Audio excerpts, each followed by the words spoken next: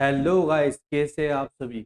मैं धर्मेंद्र साहू स्वागत करता हूं आपका प्रथम नीट मास्टर क्लासेस के आज के इस लेक्चर। तो लास्ट क्लास में हमने डिस्कस किया था किसके बारे में बेटा, स्टोइशियोमेट्री, और किस तरह से आप स्टोइशियोमेट्री के क्वेश्चंस अगर आप मोल, मास और वॉल्यूम में रिलेशन जान चुके हैं तो आप बिना किसी टाइम वेस्ट के आप इजीली क्या कर सकते हैं, स्टोइशियोमेट्री के क्वेश्चन।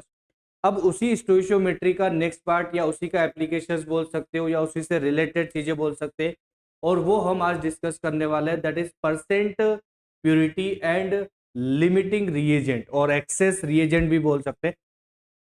तो चलिए शुरू करते हैं कि क्या होता है परसेंट प्यूरिटी कंसेप्ट, या प्यूरिटी ऑफ परसेंटेज, या परसेंटेज प्यूरिटी बेस्ड कुछ प्रॉब्लम्स।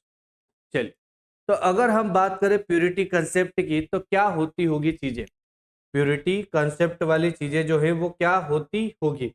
तो इसके लिए देखते हैं हम, देखो एक क्वेश्चंस लेते हैं पहले। देखो वो बोल रहा है a sample of 200 gram of calcium carbonate, ठीक है, कैल्शियम कार्बोनेट का सैंपल है और वो कितना है बेटा, 90% प्यूरिटी से, कितने परसेंट, कितने प्रतिशत शुद्धता है, प्यूरिटी है 90% प्यूरिटी से, is decomposed, calculate mass of calcium oxide.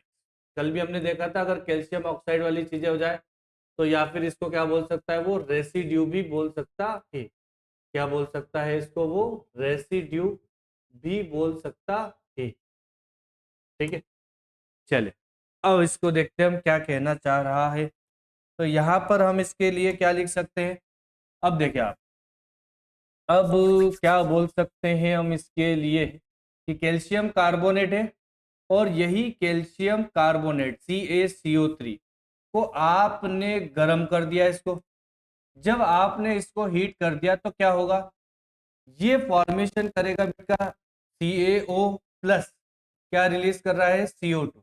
और हमें पता है CO2 जो है वो किस फॉर्म में होगी, गैसियस फॉर्म में, तो वो उड़ जाएगी, बाहर निकल जाएगी। तो इसीलिए हम एक वर्ड यूज कर लेते हैं, कौन सा, रेसिड्यू भी, वो बाहर चीजें होगी। अब अभी तक हमने ये था कि कोई भी एक कंपाउंड, कोई भी एक रिएक्टिंग स्पीशीज की इंफॉर्मेशन आपको गिवन है, किसी भी एक रिएक्टिंग स्पीशीज की इंफॉर्मेशन जो है वो आपको क्या है, गिवन है। जैसे यहाँ पर एक रिएक्टिंग स्पीशीज CaCO3 है और उसकी आपको इंफॉर्मेशन गिवन है कि वो कितना है बेटा, 200 ग्राम है। कितना है, 200 ग्राम प्रेजेंट है। तो हम क्या करते हैं, अगर आपको इसका मास निकालना हो, कैलकुलेट क्या करना है, मास निकालना है किसका, कैल्शियम ऑक्साइड का, अगर आपको मास निकालना हो तो आप क्या करोगे, इस कैल्शियम कार्बोनेट का मास देखो जो गिवन है, तो आप बोलोगे कि सर गिवन है कितना, 200 ग्राम। ठीक है भाई, तो इसका फिर क्या लिखोगे, स्टैंडर्ड भी तो लिखना है। तो इसका स्टैंडर्ड निकाला था हमने, कितना, 100 मोलर मास आता है, मतलब आप लिख दोगे 100 ग्राम। सर क्रॉस कर दो, आ जाएगा। और कैल्शियम ऑक्साइड का निकाला था हमने, कितना आता है, 40 और 16 56। तो यहां से अगर आपने मास ऑफ कैल्शियम ऑक्साइड निकाल दिया तो आप क्या करोगे, क्रॉस, मतलब ये आपने कर दिया, मान लो 200 इंटू 56 डिवाइडेड बाय, अगर ऐसा किया, अगर ऐसा किया तो ये पूरा जो है वो क्या हो गया बेटा, रॉन्ग हो गया, गलत हो गया। ये अगर आपने ऐसा कर दिया तो पूरा जो है वो क्या हो गया, रॉन्ग हो गया, गलत हो गया। आइए समझते हैं कि आखिर ऐसी क्या गलती कर दी। देखें, तो यहाँ पर हम मान लेते हैं ये हमारे पास में क्या है, एक रिएक्शंस मिक्सचर, जिसमें हम क्या करवाने वाले हैं, तो रिएक्शंस करवाने वाले हैं। अब आप जब इसमें रिएक्शंस कराओगे तो क्या होगा, जब आप इसमें क्या कराओगे बेटा, रिएक्शंस, तो क्या होगा, चीजें बनने वाली जो चीजें हैं उसका अमाउंट आपसे पूछा है, बनने वाली जो चीजें हैं उसका अमाउंट, मास जो है वो आपसे क्या कर रहा है, वो पूछ रहा है। यही मतलब है इसका। तब बनने वाली चीजों का जो अमाउंट है वो कैसे फाइंड आउट करेंगे हम, बनने वाली चीजें जो है उसका अमाउंट जो है वो हम कैसे फाइंड आउट करें। यहाँ पर देखें, तो आपने बोला कि हाँ कैल्शियम कार्बोनेट लिया, तो आपने क्या करा, कैल्शियम कार्बोनेट लिया। अब इस कैल्शियम कार्बोनेट को आपने क्या करा, हीट करना शुरू कर दिया। तो यहाँ पर आपने क्या ले लिए इसके कि ये बहुत सारे जो है वो क्या ले लिया आपने, कैल्शियम कार्बोनेट ले लिया है।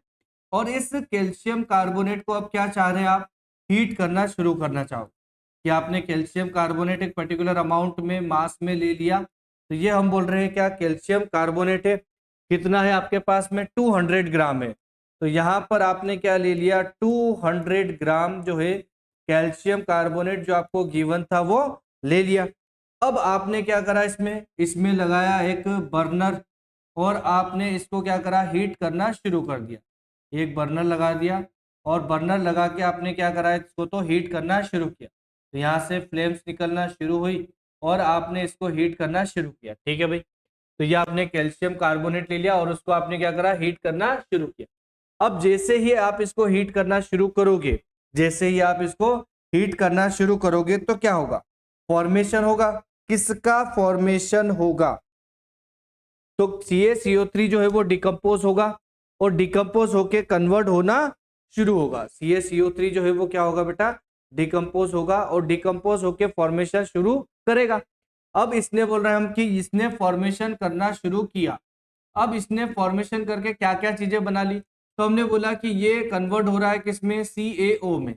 किसमें कन्वर्ट हो गया, ये CaO में कैल्शियम ऑक्साइड बना लिया प्लस और क्या बना लिया, तो CO2 गैसियस फॉर्म में बनाना शुरू कर दिया। ये सब कुछ सही है, इतना ही सब कुछ होना चाहिए। लेकिन देखिए बेटा उसने क्या बोल दिया, उसने बोल दिया आपको कि कंपाउंड हमारा जो है वो कितने प्रतिशत प्योर है, कितने परसेंट प्योर है, सिर्फ 90% ही प्योर है। कितने परसेंट प्योर है बेटा, सिर्फ 90% ही प्योर है। मतलब देखो अब मैं आ रहा हूं किस पे, क्वेश्चन पे, कि ये तो था अगर आपके पास में 200 ग्राम CaCO3 जो है वो 100% कितना होता, अगर 100% प्योर होता तो की बात हुई ना, ये कि हमारा जो गिवन कंपाउंड है वो क्या है, 100% प्योर है। लेकिन अभी जो है वो हमारे पास में क्या है, 90% प्योरिटी है। मतलब ये 200 ग्राम जो है ये 90% ही क्या है, प्योर है। 90% ही कैसा है बेटा, ये प्योर है। इसका मतलब 10% इम्प्यूरिटीज होगी। तो मान लेते हैं यहाँ पर क्या आ रही है, कुछ 10% जो है वो क्या है, इस कंपाउंड में इम्प्यूरिटीज प्रेजेंट है। पूरा का पूरा जो है वो 200 ग्राम जो है वो 200 ग्राम CaCO3 प्रेजेंट नहीं है, लाइमस्टोन प्रेजेंट नहीं है। उसके साथ साथ जो है वो क्या है, कुछ क्वांटिटी में क्या प्रेजेंट है, इम्प्यूरिटीज प्रेजेंट है। तो ये जो मैं व्हाइट कलर से बना रहा हूं, ये व्हाइट कलर से जो है ये क्या है बेटा, ये हो गई आपकी इम्प्यूरिटीज, है ना। जो व्हाइट कलर से बना रहे हैं हम, ये किसको रिप्रेजेंट कर रहा है, इतना हिस्सा जो है वो रिप्रेजेंट कर रहा है किसको, इम्प्यूरिटीज को। अब मुझे बताओ कि अगर ये सब रिएक्शंस हो रही है तो क्या ये इम्प्यूरिटीज, कुछ भी हो सकती है इम्प्यूरिटीज, सोइल के पार्टिकल्स, कुछ भी। अब ये इम्प्यूरिटीज क्या CaO प्लस CO2 का फॉर्मेशन करेगी, क्या ये जो इम्प्यूरिटीज है, यह जो इम्प्यूरिटीज है, क्या यह इम्प्यूरिटीज इस प्रोडक्ट का फॉर्मेशन यानी कि CaO का फॉर्मेशन, इस CO2 का फॉर्मेशन कर पाएगी। समझ में आ रहा है क्वेश्चन मेरा, क्या ये इम्प्यूरिटीज जो प्रेजेंट है आपके सॉल्ट में या कैल्शियम कार्बोनेट में, कोई भी सैंपल में, क्या यह इम्प्यूरिटी रिएक्ट करके या कन्वर्ट करके किस में कन्वर्ट होगी, कैल्शियम ऑक्साइड और CO2 का फॉर्मेशन में पार्टिसिपेट करेगी, क्या नहीं कर सकती। क्योंकि इम्प्यूरिटीज जो है वो क्या है, वो तो हमें पता ही ना किसकी इम्प्यूरिटीज है। तो कुल मिला के मुझे ये पता है कि अगर कहीं पर कैल्शियम कार्बोनेट होगा, CaCO3 होगा, तो ये CaCO3 जो है वो किसका फॉर्मेशन कर सकता है, CaO का फॉर्मेशन कर सकता है। क्या इम्प्यूरिटी फॉर्मेशन कर पाएगी, क्या इम्प्यूरिटीज जो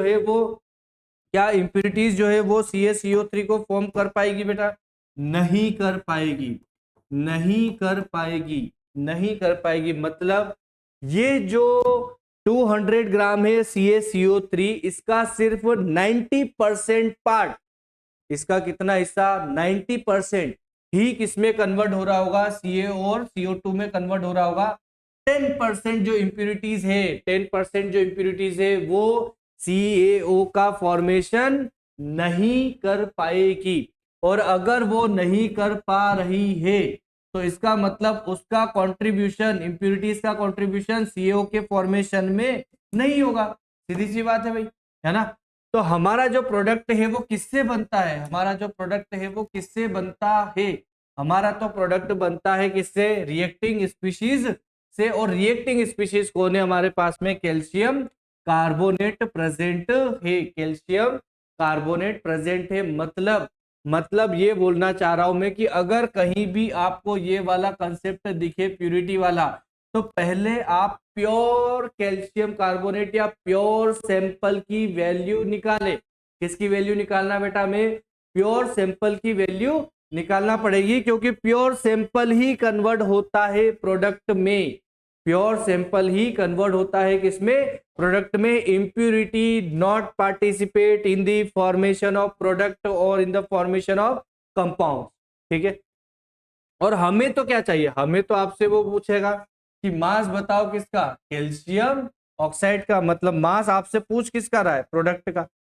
तो भैया जी प्रोडक्ट बनेगा किससे, प्रोडक्ट बनेगा किससे, प्रोडक्ट तो बनेगा आपका किससे, रिएक्टेंट से, ठीक है। तो यहां पर आपको ये ध्यान रखना है कि ये वाले चीजें अगर आ जाए, ये वाली चीजें अगर आ जाए तो पहले कुछ नहीं है, सब कुछ इजी है। बस थोड़ा सा ये ध्यान रखना है हमें कि ये जो हमने यूज कर लिया डायरेक्टली कितना, 200 ग्राम, ये न यूज करते हुए मैं एग्जैक्टली वैल्यू निकाल लूं कि कितने परसेंट चीजें हैं। तो आपको कोई फॉर्मूला रटने की जरूरत भी नहीं है, कोई फॉर्मूला रटने की जरूरत नहीं है। देखो क्या करो, अब आप इसको सॉल्व करने के लिए देखिए क्या करें एग्जैक्टली। तो एग्जैक्टली आप इसको सॉल्व करने के लिए क्या कर सकते हैं, अब आप क्या कर लो, इसका वेट निकाल लो एग्जैक्टली, यहाँ पे कर रहा हूं मैं। आप इसका क्या निकाल लो, एग्जैक्टली वेट निकाल लो, और उस वेट के थ्रू आप इससे क्या कर सकते हैं, सॉल्व कर सकते हैं। देखो तब आपके पास में इक्वेशन बनी CaCO3, और आपने क्या किया, उसको हीट, और हीट करके किस में कन्वर्ट हो रहा है वो, CaO में, प्लस किस में कन्वर्ट हो गया उसमें, CO2 में, ठीक है। अब ये जो गिवन है आपको कितना, 200 ग्राम गिवन है आपको। अब ये 200 ग्राम तो पूरा का पूरा प्योर नहीं है, मतलब हमारे पास सैंपल जो है वो कैसा है, इम्प्योर है। सैंपल जो है वो कैसा है बेटा, इम्प्योर सैंपल है, ठीक है। अब जब भी इम्प्योर सैंपल है तो आपको क्या करना है, उसके प्योर सैंपल का मास निकालना है। तो कितना है ये बोल रहा है वो 90% बोल रहा है ना। गिवन जो है वो कितना है आपको, 200 ग्राम है, लेकिन ये 200 ग्राम जो है वो 100% जो है वो प्योर नहीं है। अभी तक हमारे क्वेश्चन में सब कुछ प्योर चल रहा था तो हम डायरेक्टली वैल्यू रख के निकाल देते थे, लेकिन ये जो है ये 100% प्योर नहीं है, तो हमें वैल्यू निकालना पड़ेगी किसकी, हमें वैल्यू निकालना पड़ेगी प्योर कैल्शियम कार्बोनेट की। तो प्योर कितने प्रतिशत प्योर है ये, प्योर कितना है भाई, प्योर तो आपका कितना है, कंपाउंड जो है वो प्योर जो है वो कितना है बेटा, सिर्फ 90% ही प्योर है। मतलब 200 ग्राम का 90% निकाल लो, बोल क्या निकाल सकते हैं आप, 200 ग्राम का 90%, तो क्या आप 200 ग्राम का 90% नहीं निकाल सकते, 200 ग्राम का 90% नहीं निकाल सकते हो क्या। 200 इंटू कितना कर दे, 90, डिवाइडेड बाय कितना कर दे, 100, ये आपके पास में आ जाएगा कितना, 90% का। ये 0 0 0 कैंसिल, 2 9 का कितना हो गया बेटा, 180 ग्राम। कितना आ गया, 180 ग्राम। इसका मतलब समझे, इसका मतलब ये है कि 180 ग्राम आपको गिवन है क्या, CaCO3। मतलब ये हुआ कि आपको यूज कितना करना है, 200 ग्राम की जगह पर आप किसको यूज करें, 180 ग्राम को, और बाकी पूरा का पूरा क्वेश्चन जो है वो एज इट इज सॉल्व कर दे। बाकी पूरा का पूरा क्वेश्चन जो है वो क्या करे बेटा, बिना किसी संकोच के एज इट इज सॉल्व कर सकते हैं, बिना किसी चीजों के। पूरा ही हो रहा है। चलो देखते हैं फिर। हाँ, तो अब आपके पास में आ गई वैल्यू। क्रॉस करना तो हमें पता ही है ना। CaCO3 का मास हमारे पास में कितना है, 100। ये लिखा आपने कितना बेटा, 100 ग्राम। ये COA जो है वो कितना हो गया, 56 ग्राम। अब आप क्या कर दो, क्रॉस कर दो। तो जब आप इसको क्रॉस करोगे तो आपके पास में क्या आ जाएगा, मास आ जाएगा, है ना। जब आप इसको क्रॉस करोगे तो आपके पास में क्या आ जाएगा, इसका मास आ जाएगा। तो मास ऑफ CaO जो है वो कितना कर दूं मैं, 180 इंटू 56। 180 इंटू कितना लिखूंगा मैं, 56। 180 इंटू कितना हो गया, 56, डिवाइडेड बाय कितना हो गया बेटा, 100। डिवाइडेड बाय जो है वो कितना हो गया, 100 हो चुका है। ठीक है। अब अगर आप इसको सॉल्व करें तो आप इजीली फाइंड आउट कर सकते हैं। तो ये 0 से 0 कैंसिल कर ले, है ना। और इसको डिवाइड अगर हम कर दे तो ये हो गया कितना बेटा, 9, है ना। और ये हो गया कितना, 5। तो 9 इंटू 56 डिवाइडेड बाई कितना हो गया बेटा, 5। तो 56 इंटू 9 कितना हो जाएगा, ये 500, है ना। 54, मतलब ये हो जाएगा 504 के करीब। 504 डिवाइडेड बाई कितना हो गया, 5। तो 100 पॉइंट के करीब आएगा। और 4 है तो 5 8 जा 8, यानी कि आंसर जो है वो आपका क्या आ रहा होगा बेटा, यहाँ पर ए आएगा, ध्यान रखें। ठीक है, क्या समझ में आ रहा है। अगर परसेंट प्योरिटी वाली चीजें हैं तो मैं डायरेक्टली जो वैल्यू गिवन है उससे सॉल्व ना करूं, जितने परसेंट वो प्योर है उतनी ही चीजें यूज करें। ठीक है। अब मैं इसके बारे में अगर आपको फॉर्मूले से लिखना चाहूँ तो आप लिख सकते हो ना। अगर आपको फॉर्मूले वाली चीजें याद रखना है तो आप उससे भी लिख सकते हो, मैं बता भी देता हूँ। ठीक है, चलो अगर आपको परसेंट प्योरिटी वाला फॉर्मूले से सॉल्व करना है तो आप कर सकते हैं। परसेंट प्योरिटी, है ना, इक्वल क्या होगा, वेट ऑफ प्योर रिएक्टेंट। क्या लिखोगे आप, वेट ऑफ प्योर रिएक्टेंट। जो भी आपके पास में रिएक्टेंट है उसका क्या होना चाहिए, प्योर, डिवाइडेड बाय क्या होगा, weight of impure reactant. Divided by क्या हो गया बेटा, weight of impure reactant. Percent वाली चीजें हैं तो इतना तो समझ में आ ही गया होगा कि अगर परसेंट लाना है तो मल्टीप्लाई करना पड़ता होगा किससे, 100 से। ठीक है, तो आप इससे भी सॉल्व कर सकते हैं। ठीक है, आप क्या कर सकते हैं, इससे भी सॉल्व कर सकते हैं। चलिए मेन जो बात है वो बात कर लेता हूं मैं आपसे यहाँ पर, कि और भी अगर कुछ ध्यान रखने वाली चीजें हैं क्या, बिल्कुल है। और वो क्या है, देखें, जब भी एनी वेट ऑफ रिएक्टेंट्स, अगर आपको कोई भी वेट दिया है किसका, रिएक्टेंट का, एनी वेट ऑफ रिएक्टेंट, तो वो जो भी हो, है ना, रिएक्टेंट का कुछ भी गिवन हो या फिर किसी के भी बारे में बात कर रहा हो, वो या तो गिवन वाली चीजें हैं या फिर वो आपसे पूछ रहा है, आप कुछ भी हो किसके बारे में, रिएक्टेंट के बारे में, तो ये चीजें जो है वो हमेशा किसके बारे में होगी, ये चीजें हमेशा किसके बारे में होगी बेटा, ये हमेशा इम्प्योर सैंपल के बारे में ही होगी। किसके बारे में चीजें होगी, ये हमेशा इम्प्योर सैंपल के बारे में भी होगी। ठीक है, मतलब ये हुआ कि प्योर रिएक्टेंट का कैलकुलेशन, प्योर रिएक्टेंट का कैलकुलेशन या weight of pure reactant is always, हमेशा आपको क्या करना है, कैलकुलेट ही करना है, क्योंकि वो दिया नहीं है। ठीक है, हमेशा आपको क्या करना है, कैलकुलेट ही करना है। इस बात का आप क्या करें, ध्यान रखें। है ना, देखो होता क्या है क्वेश्चंस में, अगर कहीं आप इसी जगह पर अटक जाओ कि मान लो कहीं क्वेश्चंस में या कोई ऐसा कंसेप्ट है जिसमें प्रैक्टिकल वाली चीजें भी है ना, तो आप जो किसी को कैलकुलेट कर सकते हो उसको आप देखो। जैसे जैसे यहाँ पर आपने जो क्वेश्चंस किया है हमने, ये इसमें ये है कि अगर आप कैल्शियम ऑक्साइड कितना बनेगा ये आप निकाल सकते हो अगर आपको ये कैल्शियम कार्बोनेट पता हो।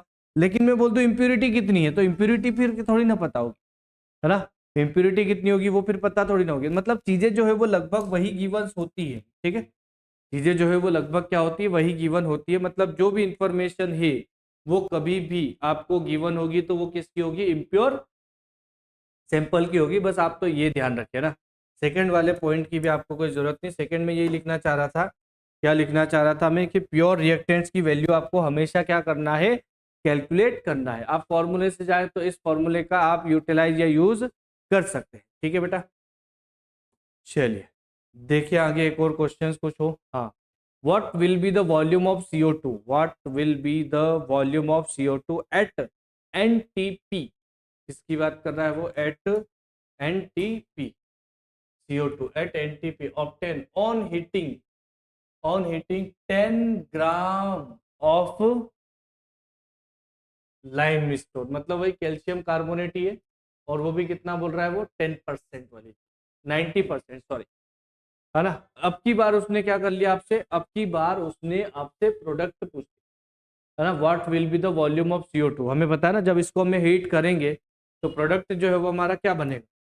तो जब आप लाइमस्टोन मतलब वही ना कैल्शियम कार्बोनेट, तो जब हम इस कैल्शियम कार्बोनेट को हीट करेंगे तो हमने लिखा इसकी इक्वेशन CaCO3, और इसको आप क्या कर दें, हीट।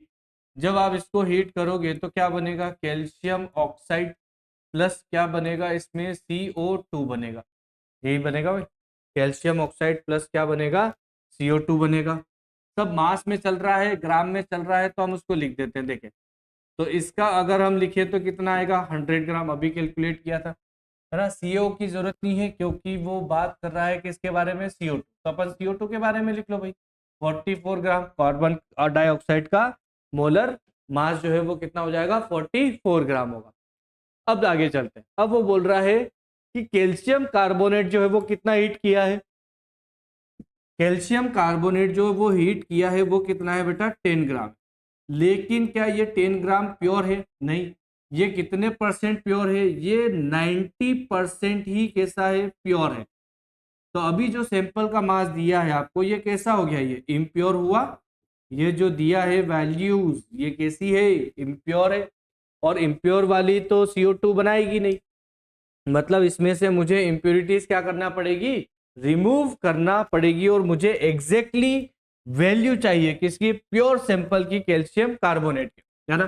तो अगर मेरे पास pure carbon CaCO3 limestone calcium carbonate की वैल्यू आ गई, तो फिर तो हमें क्रॉस करना है और आंसर ले आना है। ठीक है, तो आप क्या करो, इस 10 ग्राम का 90% निकाल लो। आप क्या करें बेटा, इस 10 ग्राम का क्या निकाल लो, 90% निकाल लो। ठीक है, तो इजीली पता चल जाएगा। क्या मैं इस 10 ग्राम का यूज करके डायरेक्टली सोल्व कर सकता हूँ क्या, नहीं करना है, क्योंकि ये कैसा है, इम्प्योर है। चलो, क्योंकि हमारा तो रिएक्टेंट प्योर ही चाहिए। तो आप बोलोगे कि सर प्योर CaCO3 कैसे निकालेंगे, तो जितना गिवन है कितना, 10 इंटू कितना परसेंट है वो, 90%। तो ये 90 डिवाइडेड बाय कितना कर दो बेटा, 100। तो यहाँ से आपके पास में आ जाएगा, ये 0 0 0 कैंसिल हुए, और आपके पास में आ गया कितना, 9 ग्राम। मतलब प्योर जो है वो कितना है, 9 ग्राम है। 1 ग्राम जो इम्प्यूरिटीज थी, क्या वो CO2 का फॉर्मेशन कर पाएगी, 1 ग्राम इम्प्यूरिटीज जो थी क्या वो CO2 का फॉर्मेशन कर पाएगी बेटा, नहीं। तो हमें उसी को हटाना था बस। अब इम्प्यूरिटी हट गई, बात खत्म, इम्प्यूरिटी हट गई, बात खत्म। अब आप इजीली सॉल्व कर सकते हो। ठीक है, इजीली सॉल्व कर सकते हो। चलिए, तो CO2 का वॉल्यूम चाहिए हमें ना। चलो, अगर मुझे CO2 का वॉल्यूम चाहिए तो यहाँ भी किस पे लिख दूं, इसको वॉल्यूम में लिख दूं। तो वॉल्यूम में कितना हो जाएगा, ये 22.4 लीटर, क्योंकि एक ही तो मोल है ना। 22.4 लीटर, एक मोल का वॉल्यूम, कितने मोल का, एक मोल का वॉल्यूम फाइंड आउट करना है। चलिए, क्या कर दूं, अब मैं क्रॉस कर दूं सीधे। तो वॉल्यूम निकालना है, वॉल्यूम ऑफ क्या है? क्या फाइंड आउट करना है बेटा आपको, वॉल्यूम फाइंड आउट करना है। चलिए, तो यहाँ पे मैं क्या लिखूं, वॉल्यूम ऑफ CO2 क्या हो जाएगा, क्रॉस करें, 9 इंटू कितना हो गया, ये हो गया 9 इंटू 22.4 डिवाइडेड बाय कितना हो गया बेटा, 100, है ना, डिवाइडेड बाय कितना हो गया, 100 हो गया। ठीक है, अब आप क्या करें, इसको डिवाइडेड बाय 100 है तो अब क्या करें, दोनों को मल्टीप्लाई कर लो, और मल्टीप्लाई करोगे तो कितना आएगा, 22.4 है, और अगर आप इसको मल्टीप्लाई करोगे तो कितना आएगा, है ना, ये लगभग आएगा बेटा 201 के करीब।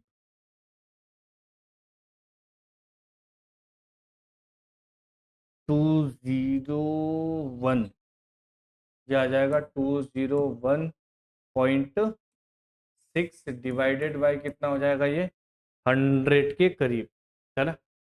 9 टाइम्स अगर आप 22 को क्या कर दे, मल्टीप्लाई कर दे। चलो अब डिवाइड में 100 तो सोचते हैं 2 पॉइंट आगे खसका दो, तो ये हो जाएगा 2.016 लीटर। कितना वॉल्यूम होगा इसका, कितना होगा बेटा 2.016, यानी कि आंसर आ गया कौन सा, सी। ठीक है, समझ में आया होगा मेरे ख्याल से। तो क्या करना है, अगर कहीं इम्प्यूरिटीज वाला क्वेश्चन हो, गिवन हो आपको कि कितने परसेंट प्योर है, तो आपको सिर्फ उसका प्योर वाली चीजें निकालना है ना।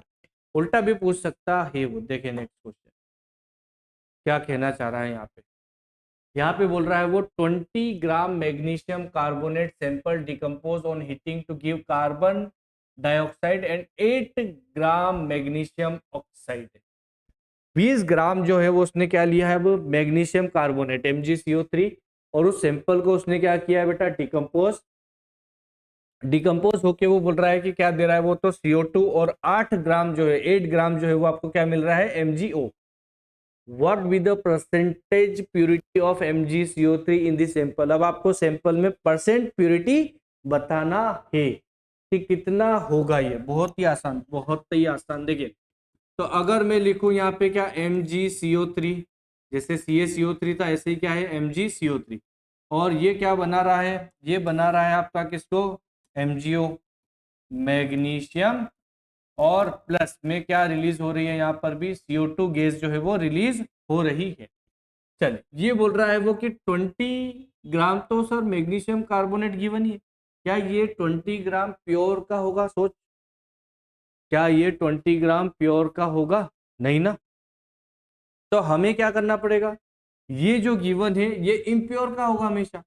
तो ये जो गिवन है आपको कितना, 20 ग्राम। ठीक है, अभी हमने बोला ही था कि जो भी चीजें गिवन है वो हमेशा किसकी होगी, इम्प्योर सैंपल की होगी बेटा।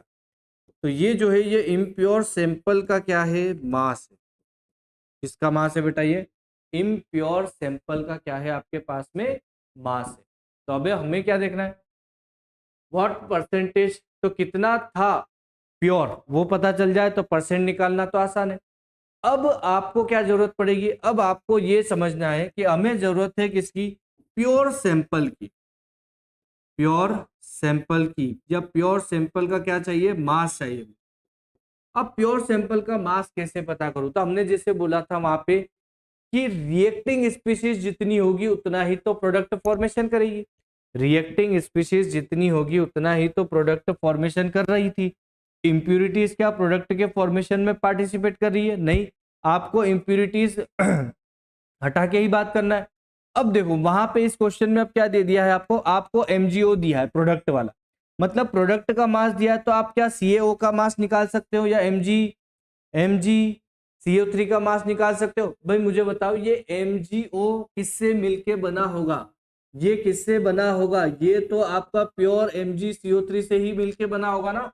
मतलब इसका मास जो है वो MgCO3 से ही डिपेंड करेगा। मतलब आप इसके गिवन मास से इसकी वैल्यू फाइंड आउट कर लो, आपके पास में प्योर सैंपल के मास की वैल्यू आ जाएगी। चलिए, तो MgO मैग्नीशियम ऑक्साइड की वैल्यू दी है आपको कितनी, 8 ग्राम गिवन है ना। ये वैल्यू जो है ये आपको गिवन है बेटा कितनी, 8 ग्राम। ये ग्राम में गिवन है तो ऊपर भी किस में लिख लो, ऊपर भी किस में लिख लो, ग्राम में ना। मैग्नीशियम 24 16 कितने हो गए बेटा, ये 40 ग्राम हो गया ये। ठीक है, और MgCO3 का वैल्यू निकाल लो, एक मैग्नीशियम 24CO3, तो ये आएगा लगभग आपका कितना बेटा, 84 ग्राम के करीब मास। चलो तो अब मैं क्रॉस कर दूं 8 इंटू 84, तो यहां से आप कर दोगे 8 इंटू कितना 84, 8 इंटू 84 डिवाइडेड बाय 4। ठीक है, डिवाइडेड बाय कितना कर दो, 40 कर दो, ठीक है, 8 से कैंसिल कर दो इसको, 8 5 था, तो ये आपके पास में आ गया 84 डिवाइडेड बाय 5, ठीक है, 84 डिवाइडेड बाय कितना आ गया बेटा 5, ये प्योर सिंपल आ गया। अब हमें क्या निकालना है, परसेंट प्यूरिटी, तो या तो आप फॉर्मूला यूज कर लो या उसका अपोजिट यूज करो, है ना, परसेंट प्यूरिटीज क्या करना है आपको, निकालना है। तो आपके पास में इम्प्योर सिंपल आ गया, आपके पास में प्योर सिंपल आ गया, आप चाहो तो इस फॉर्मूले का यूज कर लो, ये लिखा है वेट ऑफ प्योर रिएक्टेंट और divided by weight of impure, into कर दो कितने से, 100 से, तो परसेंट प्यूरिटी आ जाएगी, ठीक है, परसेंट प्यूरिटीज जो है वो आ जाएगी। चलिए क्या करें, इनटू करना है किससे, 100 से, तो इम्प्योर और divided by pure divided by क्या है, इम्प्योर, ये आ गया परसेंट प्यूरिटी इक्वल्स टू, ये हो गया आपका कौन सा, प्योर, प्योर कितना हो गया बेटा 84 डिवाइडेड बाय कितना हो गया 5, फिर डिवाइडेड बाय में कितना है 20, तो इनटू हो गया कितना 20, परसेंट लाना है तो मल्टीप्लाई करूंगा किससे, 100, है ना, परसेंट हटाना हो तो डिवाइड कर दो, ठीक है। चलिए ये 25 सा, ये हो गया 5 और इस 5 से 5 भी क्या कर दें, कैंसिल, कितने परसेंट प्योर है आपका, 84% जो है वो हमारा कंपाउंड जो है वो कैसा आ रहा है बेटा, हमारा प्योर आ रहा है 84% के करीब, ठीक है, कितना आ रहा है 84, समझ में आ रहा होगा मेरे ख्याल से, है ना। पीवाईक्यू है बेटा, ये पूछा हुआ क्वेश्चन से कब, 2015 का क्वेश्चन से, नहीं, ठीक है। चलिए next, yield concept, yield concept, हाँ यील्ड कंसेप्ट मतलब क्या होता है, दो चीजें आप ध्यान रखें, एक तो थ्योरेटिकल यील्ड होगी और एक एक्चुअल में यील्ड होगी। एक जो है वो कौन सी होगी बेटा, थ्योरेटिकली, मतलब आप जो कैलकुलेट कर सकते हो वो वाली वैल्यू को मैं क्या बोलूंगा, थ्योरेटिकल वैल्यू बोलूंगा। तो एक आपके पास में वैल्यू होगी कौन सी, थ्योरेटिकल वैल्यूज, ठीक है, और एक वैल्यू जो है वो क्या होगी एक वैल्यू जो है वो कौन सी होगी, जो एक्चुअल में यील्ड रहेगी या एक्चुअल में जो बनती होगी वाली चीजें बोल सकते हो। तो दो तरह की यील्ड होगी या दो तरह की वैल्यूज होगी, ठीक है।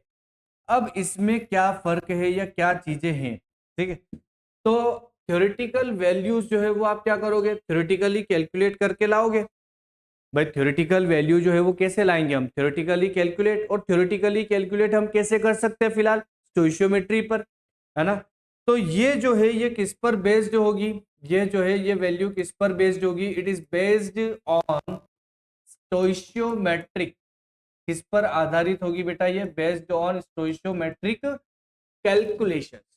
आप इस स्टोइशियोमेट्रिक कैलकुलेशन की हेल्प से ही आप इसको फाइंड आउट कर सकते हो, थ्योरेटिकली तो यही हो सकता है ना। फिर होता है कौन सा आपका, कौन सा, एक्चुअल में, तब एक्चुअल में कौन कंपाउंड कितना क्या बना सकता है हमें थोड़ी ना पता, ये तो आप क्या कर सकते हैं, कैलकुलेट कर सकते हैं क्या, नहीं, आप क्या कर सकते हो, एक्सपेरिमेंट से ही चीजें निकाल सकते हो। तो एक यील्ड जो है वो किस पर बेस्ड होगी, एक्सपेरिमेंट या इंस्ट्रूमेंट पर डिपेंड करेगी। तो ये एक्सपेरिमेंट वाला है डेटा, ये जो है ये क्या हो गया, एक्सपेरिमेंट वाला है डेटा।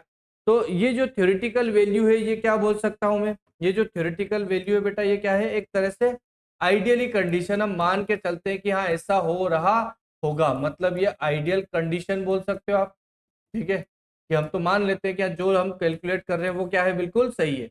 लेकिन ये वाली वैल्यू जो है ये एक्चुअल में वैल्यू होती है ना, मतलब ये रियल कंडीशन पर डिपेंड है ना, ये क्या हो गया आपकी रियल कंडीशन बोल सकते हो इस पे, ठीक है। तो इसको अगर आपको कैलकुलेट करना हो तो कैसे कैलकुलेट करेंगे, है ना, इसको अगर आपको कैलकुलेट करना हो तो कैसे कैलकुलेट करेंगे, वही परसेंट यील्ड जैसा ही है, ठीक है। तो आप उस रिएक्शंस में क्या निकालोगे, परसेंट यील्ड, या फिर इसको आप क्या बोल सकते हैं, परसेंट इफिशियंसी, कि भाई होना चाहिए एग्जैक्टली इतना कैलकुलेट करके आना चाहिए था उस रिएक्शंस में प्रोडक्ट का मास, लेकिन इतना आ रहा है। तो ये आपने क्या कर लिया, उस रिएक्शंस का इफिशियंसी फाइंड आउट कर लिया आपने। तो या तो आप इसको बोलेंगे परसेंट एफिशिएंसी, क्या बोलोगे भाई, परसेंट एफिशिएंसी, वही चीजें। एक जो है वो क्या होगी, एक्चुअल यील्ड, एक जो है वो कौन सी आ गई बेटा आपके पास में, एक्चुअल यील्ड, और डिवाइडेड बाय क्या कर दूं, जो आप कैलकुलेट करके लाओगे किससे, थ्योरेटिकली। तो एक जो है वो कौन सी यील्ड होगी आपके पास में, या कौन सी वैल्यू होगी, तो थ्योरेटिकली यील्ड होगी। परसेंट वाली चीजें लाना है तो मल्टीप्लाई कर दें आप किससे, 100 से। परसेंट वाली चीजें अगर आपको लाना है तो आप मल्टीप्लाई कर दो बेटा किससे, 100 से, इजीली फाइंड आउट हो जाएगा। ठीक है, तो ये आप फॉर्मूला यूज कर सकते हैं किसके रिलेटेड, परसेंट यील्ड से रिलेटेड जो है वो आप इसके क्वेश्चंस लगा सकते हैं आसानी से। ठीक है, चलिए क्वेश्चंस कर लेते हैं एक दो इसके। हाँ, वो बोल रहा है कि एक रिएक्शन हो रही है जिसमें 2A से कन्वर्ट हो रहा है किसमें बेटा, 3B में। 2A से कन्वर्जन हो रहा है किसमें, 3B में। और अगर 10 मोल हो किसके, A के, ये प्रोड्यूस कर रहा है किसका, 5 मोल B का, है ना। 5 मोल जो है वो क्या प्रोड्यूस कर रहा है आपका, B। तो इसको अपन लिख लेते हैं। Calculate percent efficiency of the reaction, percent yield निकालना आपको। चलिए, तो ये रिएक्शंस अगर मैं लिखूं तो ऐसा लिखूंगा, 2A जो है वो कन्वर्ट हो रहा है किसमें, 3B में। 2A जो है वो कन्वर्ट हो रहा है किसमें, 3B में। और A के कितने मोल लिए हैं उसने, 10 मोल। A के कितने मोल ले लिए उसने, 10 मोल ले लिए। और कन्वर्ट होके क्या दे रहा है वो, तो ये हो गया A का कितना, 10 मोल।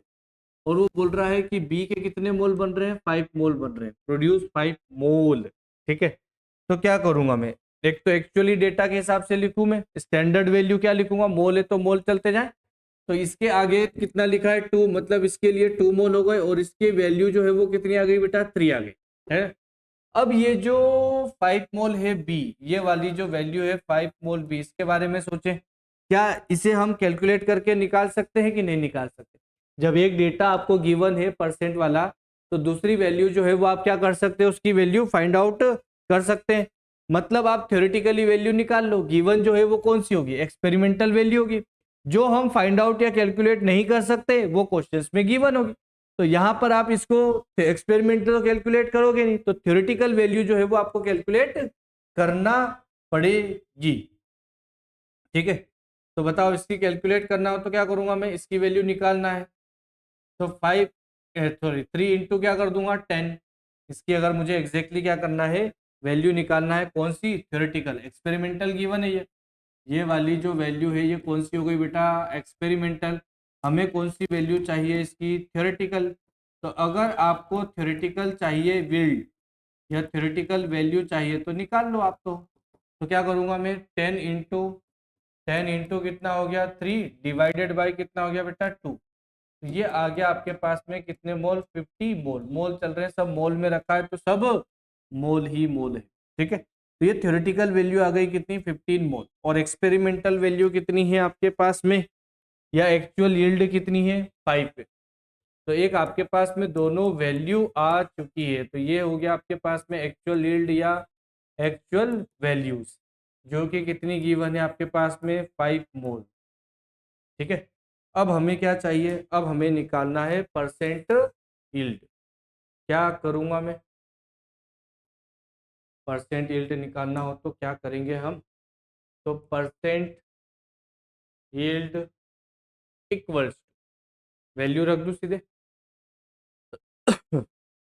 कितना हो जाएगा, 5 डिवाइडेड बाई कितना हो गया, 15। ये आ गया 5 डिवाइडेड बाई कितना हो गया, 15 इंटू कितना हो गया, 100। ये हो गया 3 डिवाइडेड बाई कितना, 100। 3 डिवाइडेड बाई कितना हो गया, 100, या 100 डिवाइडेड बाई कितना हो गया, 3। तो 3 को डिवाइड कर दो 100 से तो कितना आ जाएगा, 33.33% आ जाएगा। ये आ रहा है इसका क्या, परसेंट यील्ड 33.33%, यानी कि कौन सा बेटा, ए। 33.33%। आप इसको ऐसे भी समझ सकते हो कि थ्योरेटिकली आपने कैलकुलेट कर लिया कितना, 15। मतलब समझिए, ये वाली कोई एक रिएक्शन हो रही है ना, ये वाली जो है वो क्या है, एक रिएक्शन हो रही है, और आपने इसको कैलकुलेट कर लिया तो इतना आ रहा है, कितना आ रहा है, 15 आ रहा है। लेकिन एक्चुअल में ये कितना दे पा रहा है, जब आपने एक्सपेरिमेंट से सारी कंडीशंस लगाई उसकी और फिर सॉल्व करके देखा, तो आपने देखा कि एक्चुअल में ये 15 मोल नहीं दे रहा है। ये कितने मोल दे रहा है, ये सिर्फ आपको 5 मोल ही दे पा रहा है। मतलब इसके रिएक्शंस में कितने परसेंट इफिशियंसी आई, दे कितने सकता है, थ्योरेटिकली कैलकुलेट करें तो कितना आ रहा है 15 मोल, लेकिन एक्चुअल में एक्सपेरिमेंट करके जब आप एक्सपेरिमेंटली फाइंड आउट कर रहे हैं प्रोडक्ट, तो उस समय पे कितने मोल आ रहे हैं इसके, सिर्फ 5 मोल आ रहे हैं। कितने परसेंट की डिक्रीजिंग हो गई है ना, जितने परसेंट की डिक्रीजिंग हो रही है उसके हिसाब से निकाल लो आप।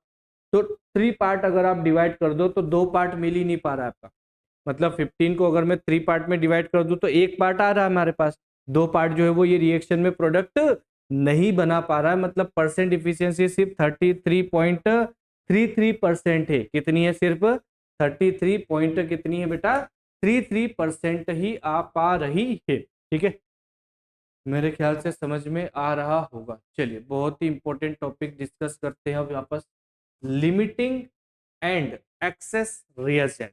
इसके बारे में बात करना हमें, लिमिटिंग एंड एक्सेस रिएजेंट। चलिए, बहुत ही ध्यान से सुनने वाली चीजें।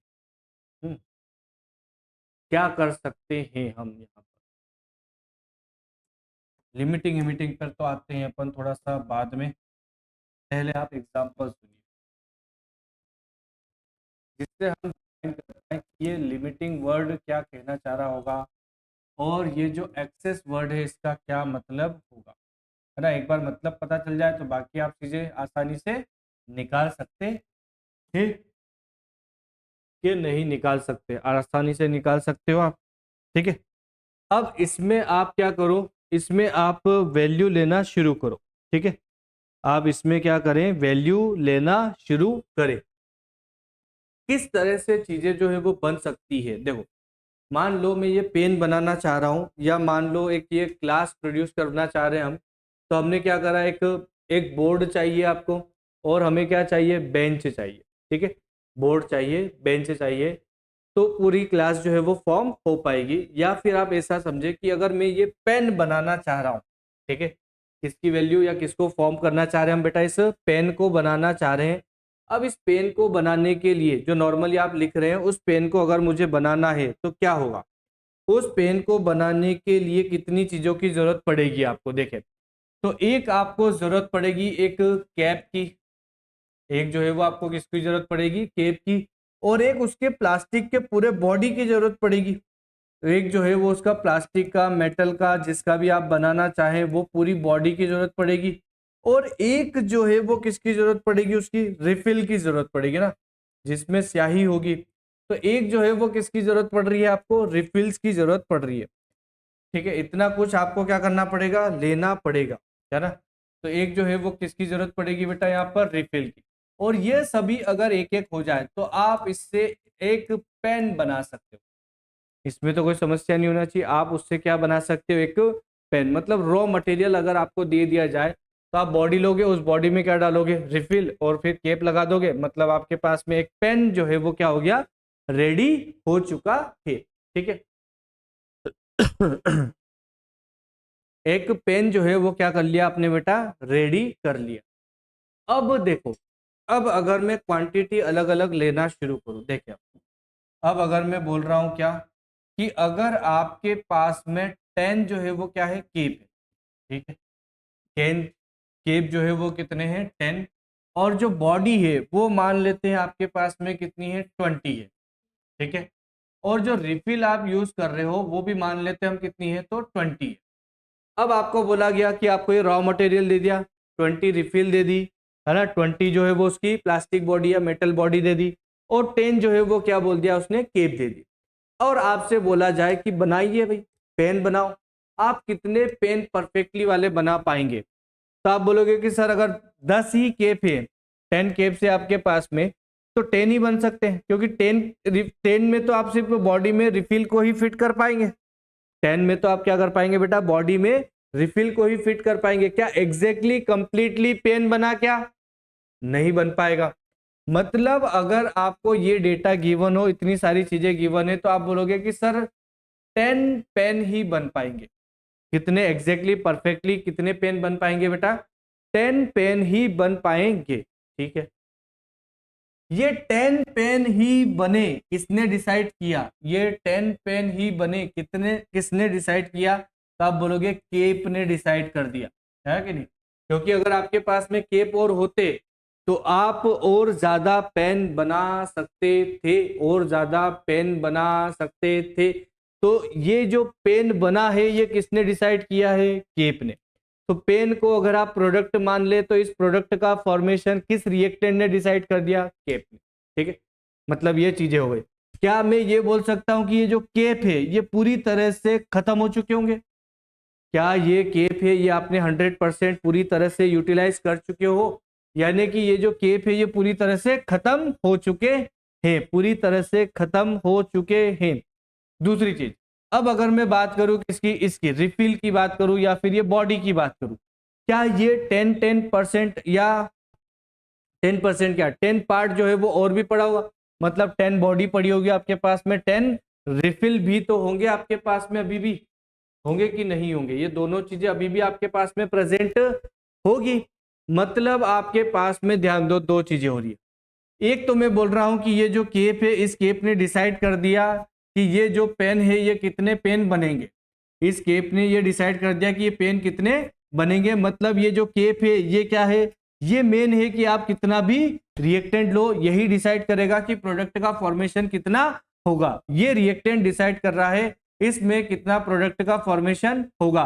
तो यह जो है ये क्या कहलाता है? यही कहलाता है आपका लिमिटिंग रिएजेंट, जो डिसाइड कर दे रिएक्शंस में। दूसरी चीज, क्या ये रिएक्शंस के दौरान कंप्लीटली कंज्यूम होगा? भाई अगर 10 कैप थी तो 10 कैप आपने पूरी की पूरी यूज कर ली किसको? पेन को फॉर्मेशन में, पेन के फॉर्मेशन में। ठीक है, मतलब क्या ड्यूरिंग द रिएक्शन इज 100%, क्या पूरी तरह से कंज्यूम होने वाली चीजें जो है वो कौन सी है? 100% कंज्यूम होने वाली चीजें कौन सी है? लिमिटिंग रिएजेंट है। ये जो है ये क्या है? ये एक्सेस में प्रेजेंट है आपके पास में अभी भी। 10 रिफिल बच गई, 10 बॉडी बच गई आपके पास में। तो ये जो है ये क्या कहलाएंगे? आपके एक्सेस रिएजेंट कहलाएंगे फिलहाल तो। ठीक है, चलो एक और एग्जांपल लेते हैं इसी में। मैं बोल दूं आपके पास में 50 जो है 50 जो है वो क्या है? केप है। ठीक है, कितने केप है? 50 केप है आपके पास। और 50 जो है वो आपको क्या मिल गई? प्लास्टिक की बॉडी भी। 50 जो है वो आपको क्या मिल गई? प्लास्टिक की बॉडी भी मिल गई। और अब मैं बोल रहा हूँ रिफिल जो है वो आपको कितनी मिल गई है? 40। और अगर आपसे बोला जाए कि कितने प्रोडक्ट बना पाओगे सॉरी, कितने प्रोडक्ट आप यहाँ से बना पाओगे, तो आप आसानी से या इजीली बोल सकते हो कितने प्रोडक्ट बना सकते हो आप? 40। कितने प्रोडक्ट आप बना सकते हो? तो कितने बोलोगे आप? 40 पेन बन जाएंगे सर बिना किसी नुकसान के, है ना? ये जो 40 पेन बने हैं अब की बार किसने डिसाइड किया? अब की बार डिसाइड किया किसने बेटा? रिफिल ने, है ना? कि तुम कितना प्रोडक्ट बना पाओगे इन तीन रिएक्टेंट में से एक ने डिसाइड कर दिया। अब ये चाहे आपको हजार हजार भी दे दे, क्या तुम कंप्लीटली 100% पेन बना पाओगे? क्या नहीं बना पाओगे ना? तो यहाँ पे रिफिल जो है वो क्या हो गई? रिफिल जो है वो क्या हो गई यहाँ पर? Limiting reagent. Limiting reagent limited quantity में जो गिवन है, जो डिसाइड कर दे कि कितना प्रोडक्ट का फॉर्मेशन होगा। ठीक है, तो रिफिल जो है वो लिमिटिंग रिएजेंट हो गई। क्या कंप्लीटली कंज्यूम हो गया? हो गया। केप और बॉडी जो है वो क्या है? एक्सेस रिएजेंट है। वो डिसाइड नहीं कर सकते, वो डिसाइड नहीं कर सकते कि, वो डिसाइड नहीं कर सकते कि कितना प्रोडक्ट बनेगा, क्योंकि वो तो अभी भी बचे हुए हैं, लेकिन उनसे रिएक्ट करने वाली स्पीशीज खत्म हो गई। मेरे ख्याल से इतना समझ में अगर आ गया है तो आप बाकी की सारी चीजें अब आसानी से बात कर सकते हैं हम इसके बारे में। तो हमारे पास में दो चीजें आई। एक जो आया वो क्या है बेटा? Limiting reagent. एक जो है वो क्या आया आपके पास में? लिमिटिंग रिएजेंट आया। क्या होता है लिमिटिंग रिएजेंट? जो खुद डिसाइड कर दे कि रिएक्शंस में प्रोडक्ट कितना बनेगा, उसी को हम क्या बोल देते हैं? लिमिटिंग रिएजेंट बोलते हैं। जो खुद डिसाइड करता है, ठीक है, या जो कंप्लीटली कंज्यूम हो जाएगा।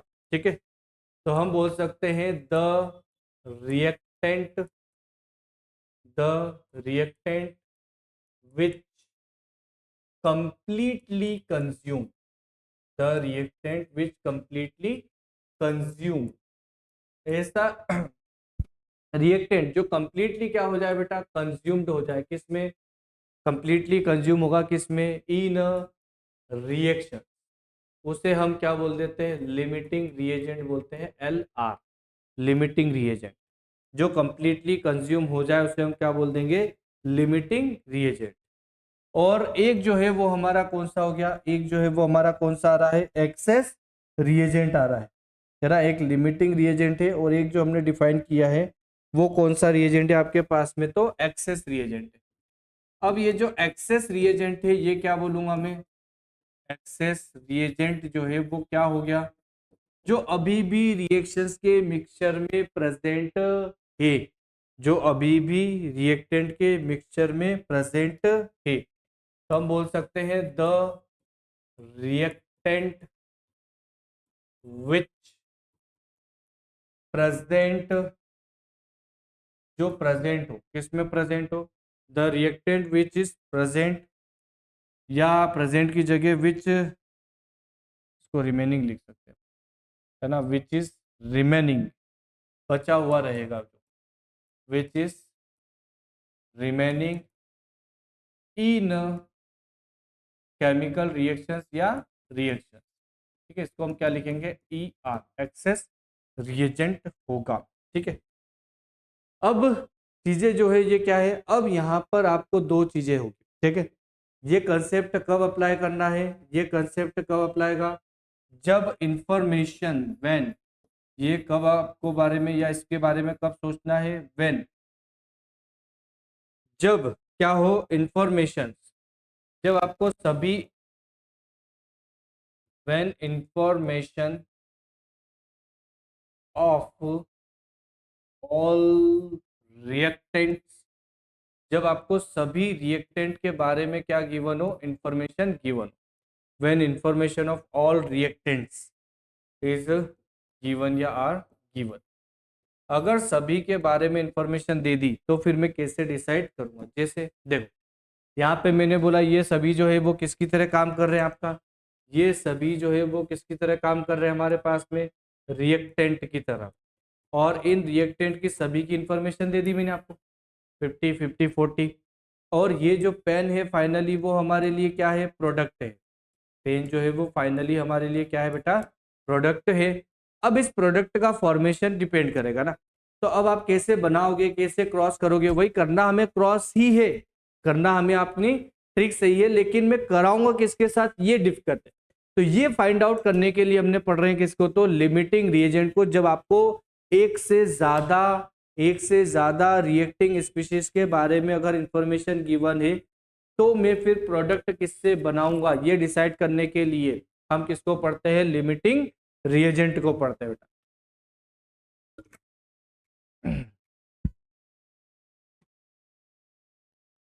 ठीक है, चलिए, तो ये सारी चीजें हो गई। अब आपको क्या करना है, अब आपको देखना है कि किस तरह से हम कैलकुलेट कर सकते हैं, या इसके बारे में और क्या इंफॉर्मेशन हम देख सकते हैं। जो भी अमाउंट जो है वो क्या हो जाए, खत्म हो जाए, इसके बाद में आपको सारी चीजें जो है वो क्या करना पड़ेगी, निकालना पड़ेगी ना। तो हम बोल रहे हैं कि किस तरह से आप इसको फाइंड आउट कर सकते हैं, क्या बोल रहा हूं मैं, किस तरह से आप इसको क्या कर सकते हैं, फाइंड आउट कर सकते हैं कि लिमिटिंग रिएजेंट होते क्या है, एक्सेस रिएजेंट होते क्या है, और how can we calculate it.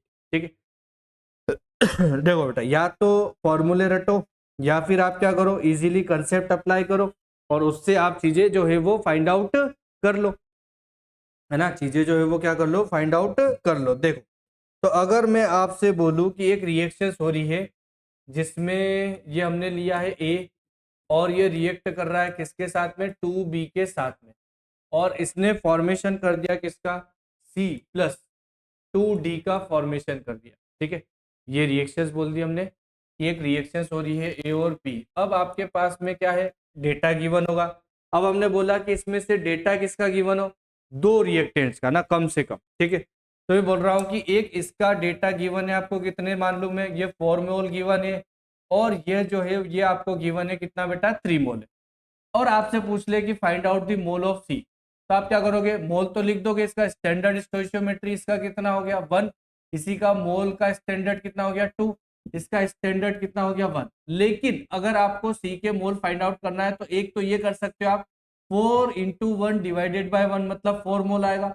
3 × 1 divided by 2 मतलब 1.5। दोनों टाइम पर आंसर अलग अलग आ गया भाई, दोनों टाइम पर आंसर जो है वो क्या आ गया आपका, अलग अलग आ गया। तो अब हमें देखना पड़ेगा कि इस प्रोडक्ट के फॉर्मेशन के लिए कौन रिस्पॉन्सिबल है, कौन है जो डिसाइड करेगा कि यह प्रोडक्ट कितना बनेगा, कौन डिसाइड करेगा, लिमिटिंग रिएजेंट डिसाइड करेगा। नाउ हमें क्या करना है, अब हमें कैलकुलेट करना है कि इन दोनों में से लिमिटिंग रिएजेंट कौन है। अगर मुझे इन दोनों में से लिमिटिंग रिएजेंट पता चल जाएगा तो हमें पता चल जाएगा कि वो लिमिटिंग रिएजेंट ही इस सी के फॉर्मेशन को डिसाइड करेगा। जैसे पेन का फॉर्मेशन डिसाइड कर रहा था कौन, जो 100% कंज्यूम हो रहा था। ठीक है, तो आपको वैल्यू निकालना है किसकी, आपको वैल्यू निकालना है किसकी बेटा, एक्स की। अब एक्स की जो वैल्यू है वो हम कैसे निकाल सकते हैं, किसकी वैल्यू निकालना है आपको, एक्स की वैल्यू निकालना है। तो एक्स की वैल्यू कैसे निकालोगे, तो जो भी आपको गिवन वैल्यूज हो, जो भी आपको गिवन वैल्यू हो, डिवाइड कर दो उसको किससे, स्टोइशियोमेट्रिक वैल्यू से, या स्टोइशियोमेट्रिक कोएफिशिएंट से आप क्या कर दे उसको डिवाइड कर दो। ठीक है, डिवाइड कर दो स्टोइशियोमेट्रिक कोएफिशिएंट से, बस। अगर ये कर दिया तो आप वैल्यू निकाल लोगे किसकी, एक्स की। और एक बार अगर आपने एक्स की वैल्यू पता कर ली फिर तो आप सारी चीजें आसानी से फाइंड आउट कर सकते हो कि नहीं। ठीक है, चलिए, तो अब आप आसानी से फाइंड आउट कर सकते हैं। हाँ भाई, अगर ए के लिए मैं वैल्यू निकालूं किसकी, एक्स की, क्या करूंगा, गिवन वैल्यू कितनी है 4 डिवाइडेड बाय 1, गिवन वैल्यू कितनी है 4 डिवाइडेड बाय कितनी होगी बेटा, 1 हो गई। तो ये हो गया 4/1। इसके लिए अगर मैं x की वैल्यू निकालूं b के लिए तो गिवन वैल्यू हो गई कितनी, 3 डिवाइडेड बाय कितनी हो गई, 2। क्या इसमें कोई समस्या नहीं, लिख सकते हम तो given value divided by स्टोइशियोमेट्रिक coefficient. तो यहाँ पर आपके पास में एक वैल्यू आ गई 4 और यहाँ पर एक वैल्यू आ गई आपके पास में कितनी, 1.5। दो चीजें आ गई, एक वैल्यू आ गई आपकी क्या 4 और एक वैल्यू आ गई कितनी 1.5 आ गई। अब हम इससे कैसे आइडेंटिफाई करें कि कौन लिमिटिंग रिएजेंट है, मतलब जो खत्म हो रहा है, जो कम क्वांटिटी में है, और कौन ऐसा है जो एक्सिस में है, जो अभी भी रिएक्शंस के मिक्सचर में ही प्रेजेंट रहेगा। तो ये डिसाइड करने के लिए आप क्या करो, वैल्यू निकाल लो। ठीक है, जो वैल्यू ज्यादा है, जैसे दिख रहा है मैं दो में से कोई एक वैल्यू जो है वो क्या आएगी, ज्यादा। तो जो वैल्यू ज्यादा है वो रिप्रेजेंट कर देता है कौन बेटा, एक्सेस रिएजेंट। जो वैल्यू ज्यादा है वो कौन रिप्रेजेंट कर देगा, वो एक्सेस रिएजेंट रिप्रेजेंट कर रहा होगा। और जो वैल्यू कम है, जो वैल्यू कम है वो कौन है, लिमिटिंग रिएजेंट है आपका। अब आप क्या करेंगे, अब आप ये करेंगे कि जो भी आपको कैलकुलेशन करना है वो आप किसकी हेल्प से कैलकुलेट करेंगे, लिमिटिंग रिएजेंट की हेल्प से ही सारी वैल्यू जो है वो कैलकुलेट करना है। वही क्रॉस वगैरह हम जो भी करेंगे वो इसी से कैलकुलेट करेंगे। ठीक है, तो आपको फाइंड आउट करना है कि स्टेप बढ़ गई और कुछ नहीं, क्या करना है आपको, एक स्टेप्स जो है वो क्या हो गई है बेटा, बढ़ गई है। कब, अगर आपको दो या दो से ज्यादा रिएक्टिंग स्पीशीज की इंफॉर्मेशन गिवन है तो, अगर दो या दो से ज्यादा अधिक रिएक्टिंग स्पीशीज की इंफॉर्मेशन गिवन है तब कहीं जाके आप ये सारी चीजें निकाल सकते हैं, और निकालना ही पड़ेगा आपको। ठीक है, तो अगर स्मॉलर वैल्यू है तो वो क्या हो गया आपका, लिमिटिंग रिएजेंट। अगर एक्सेस रिएजेंट हो गया तो एक्सेस वैल्यू, जिसकी वैल्यू रेशियो ज्यादा है वो एक्सेस, जिसकी वैल्यू कम कम है तो लिमिटिंग। और आसान है तो, है ना, ये याद रखना तो क्या हो गया आपके लिए, बहुत ही आसान ही। ठीक है, निकाल सकते हैं अब आप यहाँ पे, निकाल सकते हैं अब यहाँ पे। अच्छा, और इसके लिए क्या है, अब आपको देखो लिमिटिंग रिएजेंट तो 100% कंज्यूम हो गया तो वो आपको कहीं भी ऑप्शंस में दिखेगा नहीं। हाँ, लेकिन उसकी हेल्प से आपको सारी कैलकुलेशन करना है। कभी कभी वो क्या बताएगा कि ये अगर बच गया तो कितना बच गया, है ना।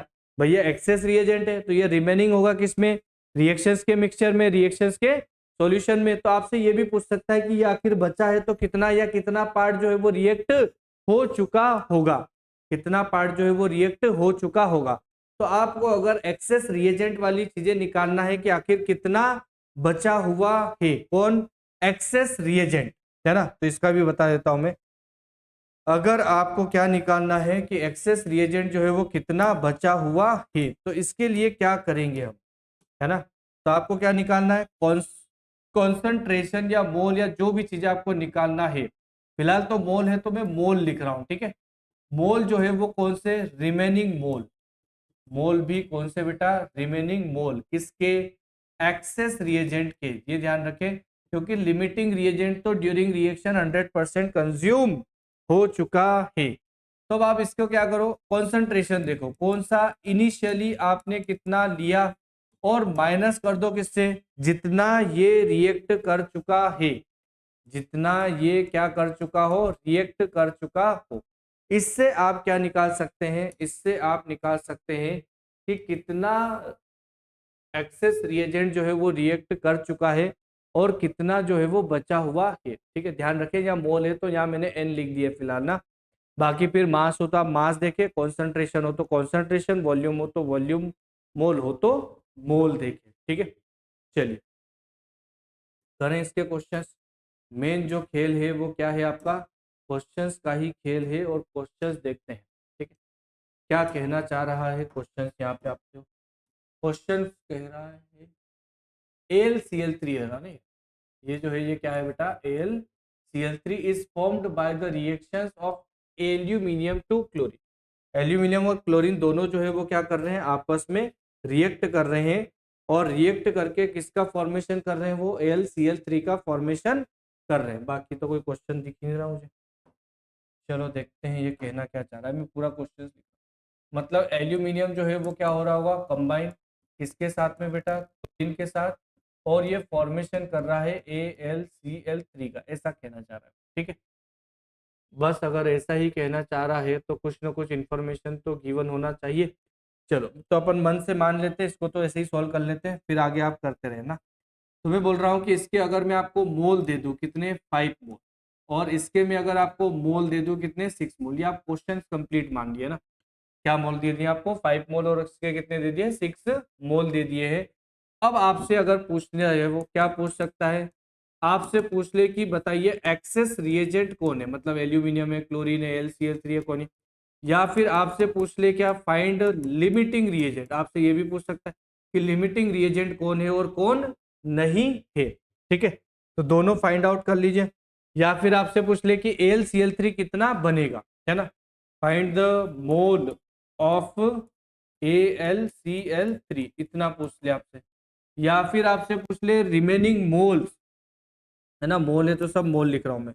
या फिर आपसे पूछ ले कि रिमेनिंग मोल जो है वो किसके हैं, किसके, remaining mole of access reagent. इससे ज्यादा क्या ही पूछेगा, इससे ज्यादा क्या पूछ सकता है आपसे, ठीक है। यहाँ तो बहुत ही सिंपल हुआ, तो ये फाइंड आउट करने के लिए पूछ ले आपसे कि कौन एक्सेस रिएजेंट है, कौन लिमिटिंग रिएजेंट है। या फिर वो किसी एक प्रोडक्ट का कॉन्सेंट्रेशन आपसे पूछ सकता है किसी भी टर्म्स में, वो हम देख चुके हैं। या फिर आपसे पूछ लेगा कि रिमेनिंग कितना मोल प्रेजेंट है, कितना मास प्रेजेंट है किसका, एक्सेस रिएजेंट का। चलिए तो एक एक करके शुरू करते हैं। पहले तो हमें वैल्यू निकालना पड़ेगी भाई किसकी, एक्स की, है ना। ये मैंने गलत जगह लिख दिया थोड़ा ना। पहले तो हमें क्या करना पड़ेगी, वैल्यू निकालना पड़ेगी किसकी, एक्स की। इसको थोड़ा सा आगे लिखता हूँ, देखिए।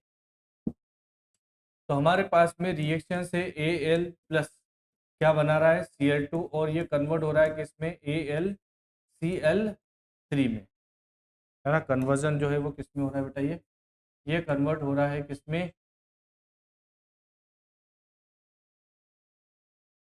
ये कन्वर्ट हो रहा है किसमें बेटा, AlCl3 में, ठीक है। और एल्यूमिनियम के आपको मोल गिवन है ना, एल्यूमिनियम के क्या गिवन है आपको, मोल गिवन है। कितने मोल गिवन थे,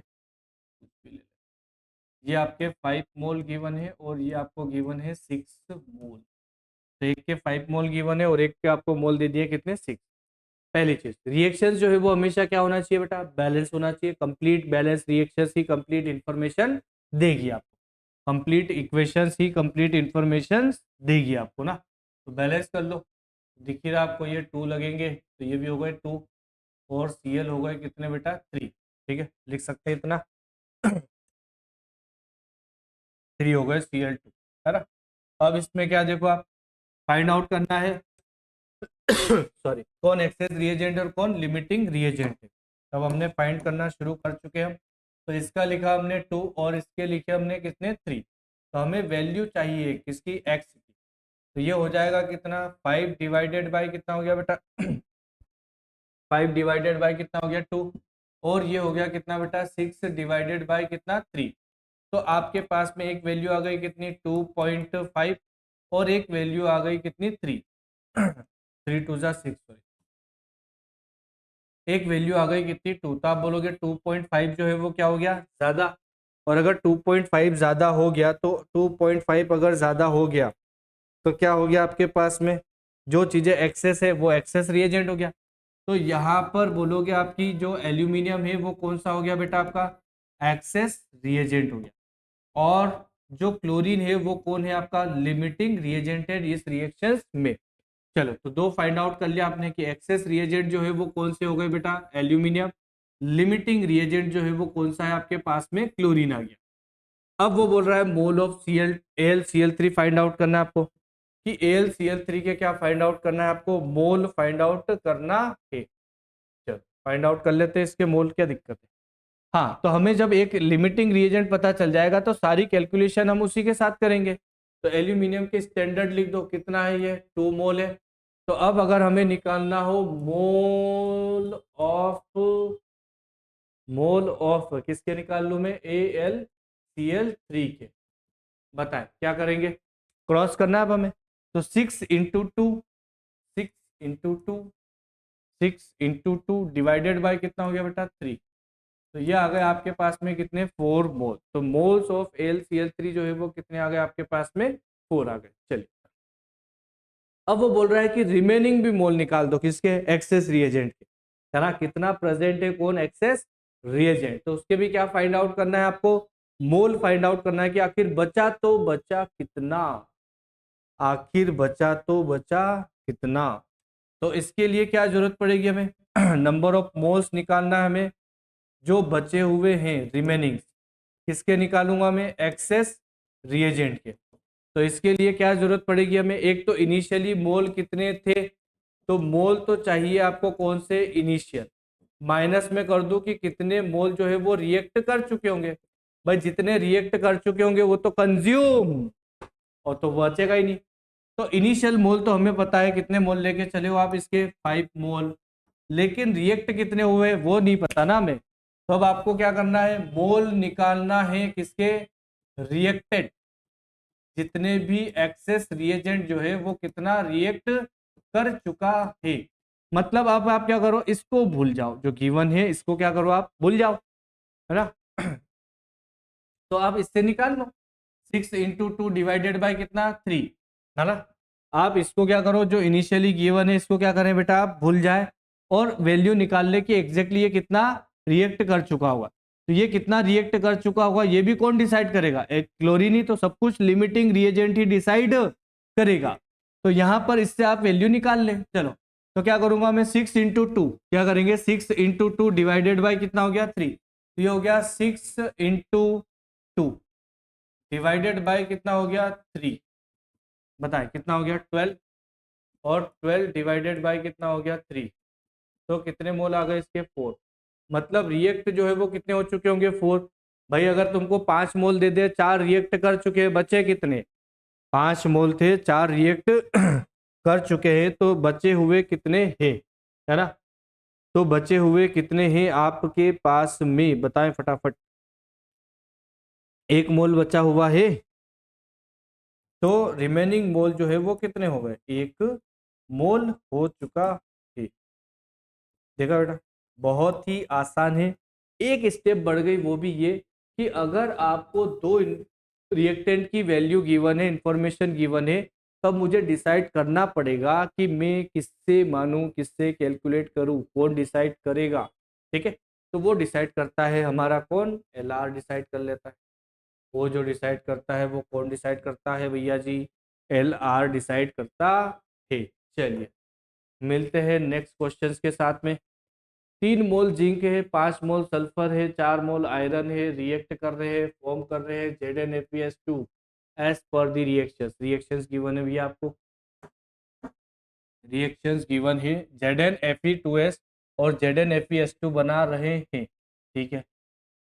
फिर वो बोल रहा है एज पर द रिएक्शंस, ये रिएक्शंस भी हो गई इसमें, तो फाइंड आउट क्या करना है। 3 मोल जिंक, 5 मोल सल्फर, 5 और 4 mole Fe react to form ZnFeS2 as per the reaction. Reactions के अकॉर्डिंग फाइंड आउट हो रही है आपको, तब आपको फाइंड आउट करना क्या है, तो फाइंड आउट प्रोडक्ट के ही मोल कर लेते हैं जनरली, है ना। चलो, तो क्वेश्चंस ये है, पूरा मैं लिख रहा हूँ यहाँ पे। क्या बोल रहा है वो, फाइंड मोल ऑफ ZnFeS2, ठीक है। चलिए, बहुत ही आसान सा क्वेश्चन, बहुत ही आसान।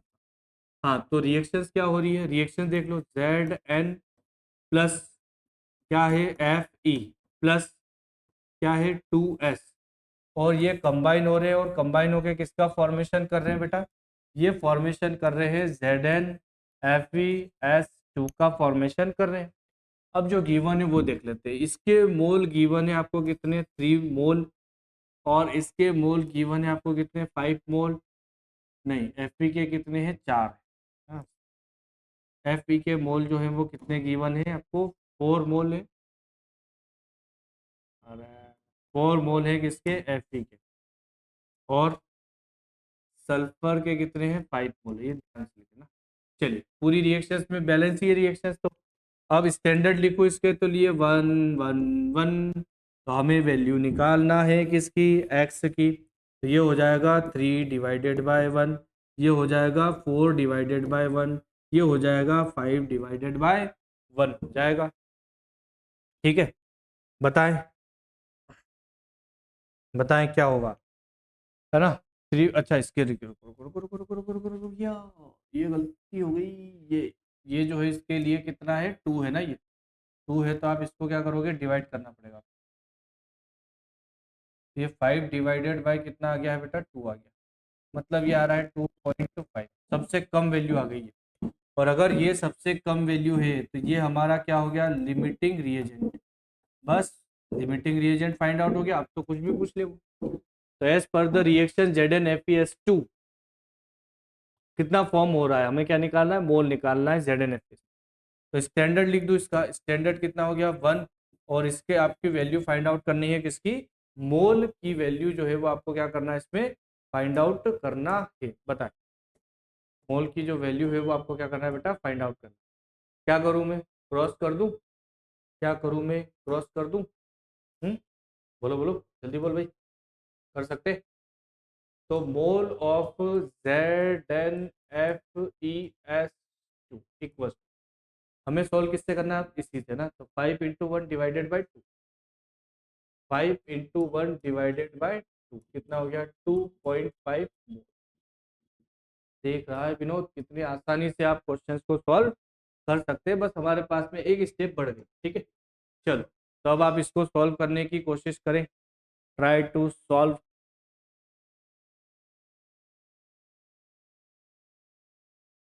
चलिए, ठीक है, तो रे हम, अगर हमें दो रिएक्टेंट के बारे में इंफॉर्मेशन गिवन हो, तो फिर आपको किसी एक को क्या करना पड़ेगा, रखना पड़ेगा। चलिए, तो ये इक्वेशन हो गई आपकी क्या, BaCl2 कितने हैं, ये 3 है, और प्लस ये रिएक्ट कर रहे होंगे ना, ये है 2Na3PO जो है वो क्या है, 4, और रिएक्ट करके फॉर्मेशन कर रहे हैं ये किसका, Ba जो है वो कितने हैं, 3, और PO4 जो है वो कितना है, 2 प्लस 6 जो है वो क्या बना रहे हैं बेटा, ये NaCl बना रहे हैं। क्या क्या कर रहा है, तो BaCl2 के मोल गिवन है आपको कितने, 2, Na3PO4 के मोल गिवन है कितने, 1, स्टोइशियोमेट्री लिख दो इसकी, तो ये हो गई 3, और इसकी कितनी हो गई बेटा, 2, और मोल ऑफ BH3 इसके भी आपको क्या फाइंड आउट करना है, मोल, तो इसका स्टैंडर्ड लिख दो, वो भी क्या है, मोल, ठीक है। चलो भैया, कैलकुलेट करेंगे हम किसको, x को, तो ये हो जाएगा गिवन 2 डिवाइडेड बाय कितना हो गया, 3, ये हो गया 1 डिवाइडेड बाय कितना हो गया, 2। बताएं किसकी वैल्यू ज्यादा है, 2/3 की या 1/2 की, किसकी वैल्यू ज्यादा है, 2/3 की या 1/2 की, 2/3 को आप डिवाइड कर दो तो 3 6 मतलब 0.6 के करीब जाएगी वैल्यू। तो आप या तो उसको सॉल्व कर लो भाई, पूरा ही 0.6666 चलते जाएगा, और ये आ रहा है अपना कितना 0.5। तो ज्यादा वैल्यू जो है वो किसकी है, BaCl2 की है। ज्यादा वैल्यू जो है वो किसकी है बेटा, BaCl2 की है। तो जो ज्यादा वैल्यू है वो एक्सेस रिएजेंट हो गया, जो कम वैल्यू है वो क्या हो गया आपका लिमिटिंग रिएजेंट। तो जो भी डिसाइड करेगा वो कौन डिसाइड करेगा, लिमिटिंग रिएजेंट डिसाइड करेगा, न कि एक्सेस रिएजेंट डिसाइड करेगा। चलिए तो फिर आप क्या करें, इससे कैलकुलेट कर ले। तो हमें क्या फाइंड आउट करना है भाई, मोल ऑफ Ba3। तो अगर हम निकालें यहाँ पर mole of Ba3 PO4 whole twice equals to, क्या कर दूं मैं, किससे लिखूंगा इसे, 1 × 1 डिवाइडेड बाई 2, 1 × 1 डिवाइडेड बाई कितना हो गया 2, 1/2, यानी कि वैल्यू आ गई 0.5 मोल, 0.5 मोल यानी कि बी हो गया। ठीक है, चलिए सॉल्व कीजिए बेटा इसी को वापस। अब बोल दिया उसने वही का वही क्वेश्चंस, लेकिन फिर अब क्या बोल दिया है कि BaCl2 जो है वो कितना लेफ्ट है, वही इक्वेशंस दिख रही है हमें। हाँ बस अब ये बोल दिया है कि BaCl2 जो है वो कितना लेफ्ट बचा हुआ है।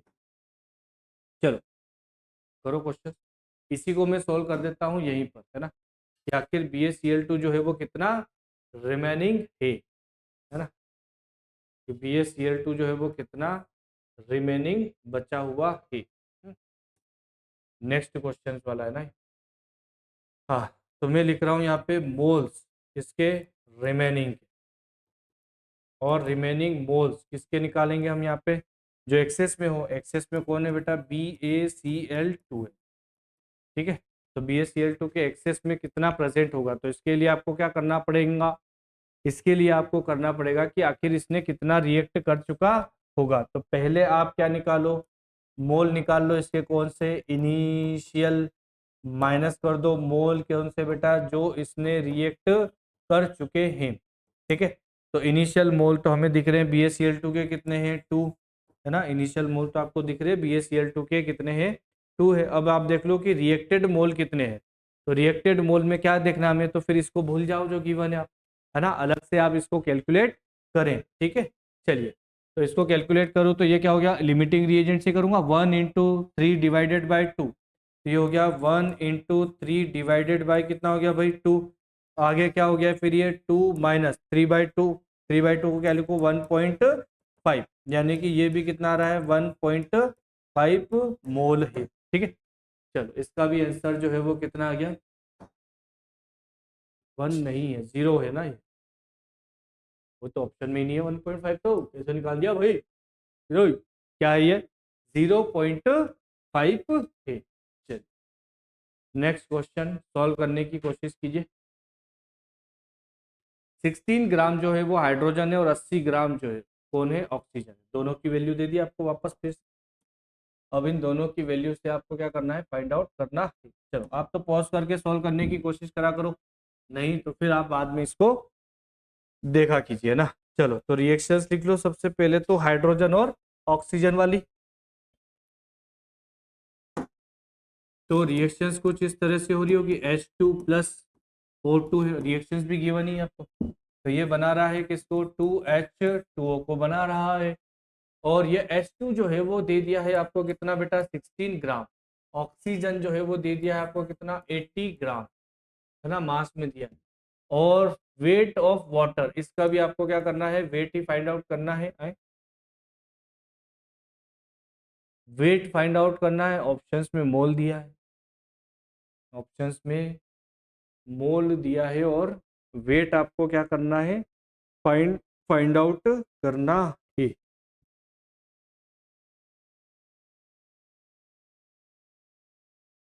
चलो दोनों निकाल लेते हैं, अपने लिए तो कोई इजी नहीं, इजी नहीं अपने लिए, अपने लिए तो बहुत ही इजी नहीं है अपन तो सारी चीजें। हाँ भाई पहले क्या निकाल लूँ मैं, एक्स निकालो। चलो स्टैंडर्ड पहले देख लो, रिएक्शन बैलेंस है 2H2 है, तो ये कितने हो गए 2H, और ये कितना बन रहा है 2H2, ये तो गिवन नहीं था अभी, क्यों निकाल रहा। तो यहाँ पे मैं लिख दूँ कितना, 4 ग्राम, 2 × 2 4 ग्राम, और ये हो गया आपका कितना, ये हो गया आपका कितना 32 ग्राम। ठीक है। इसका अगर मैं मास तो दिख नहीं रही है, इतने मोल ही होंगे, है ना। चलो फिर भी देख लेते हैं। अगर मास के हिसाब से देखो तो 18 टूजा कितना हो गया, 36 ग्राम है। चलो अब हमें ये देखना है कि x की वैल्यू, भाई दोनों में से तो कैलकुलेट किसके साथ करूंगा मैं। ये हो गया 16 डिवाइडेड बाय कितना हो गया 4, और ये हो गया 80 डिवाइडेड बाय कितना हो गया 32। एक 16 डिवाइडेड बाय 4 और एक हो गया 80 डिवाइडेड बाय कितना हो गया बेटा 32। कैलकुलेट कर लें अब इसको, कैलकुलेट कर लो इसको। तो ये हो गया 4 4 सा, और ये हो गया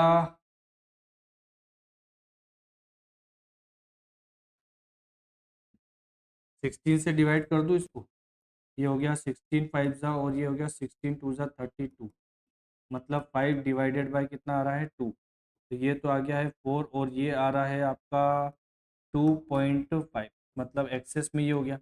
तो ये हमारा जो ऑक्सीजन है ये हो गया आपका कौन, लिमिटिंग रिएजेंट हो गया। और ये जो है ये क्या हो गया बेटा, ये एक्सेस रिएजेंट हो गया। चलो तो अब हम सारी चीज़ें कैलकुलेट कर लेते हैं। कुछ भी पूछा हो, हमें नहीं पता है, क्वेश्चन में समझ में नहीं आ रहा है कि क्या लिख दिया है, तो क्या करें, दोनों निकाल लो, मास और मोल दोनों निकाल लो, क्योंकि यहाँ बोल रहा है वो वेट ऑफ वाटर, और यहाँ लिखे हुए हैं किसमें, मोल में। ठीक है, चलो डिसाइड किससे करूंगा अब मैं, लिमिटिंग रिएजेंट से। तो अगर मैं क्या निकाल लूँ, वेट, है ना, वेट ऑफ वाटर निकालूं, तब कैलकुलेट करूंगा मैं। तो 18 इंटू 80 इंटू कितना हो गया 36, डिवाइडेड बाय कितना करूंगा 32, यही करूंगा, है ना। तो इसको फिर आप क्या कर ले, कैलकुलेट कर लो। तो 80 डिवाइडेड बाय 32 तो कितना हो गया, 80 डिवाइडेड बाय 32 कितना हो जाएगा, 2.5 आ जाएगा ना ये तो, है ना। इसको अगर आप कैंसिल करो तो ये करा हमने, 80 डिवाइडेड बाय 32 तो ये कितना आ जाएगा यहाँ पे 2.5 आ गया। मतलब 36 डिवाइडेड बाय कितना आ गया 2.5, है ना। अब इसको आप क्या कर सकते हैं, कैलकुलेट कर सकते हैं। पॉइंट हटाओ, ऊपर क्या लगा दो, जीरो, है ना। पॉइंट हटाओ और ऊपर जो है वो क्या लगा दो आप, जीरो लगा दो। ठीक है, कितना आ सकता है, तो ये 25 फोर जा कितना हो जाएगा आपका 100, फिर 8 जा कितना हो जाएगा 200, फिर 12 जा कितना हो जाएगा आपका 300, है ना।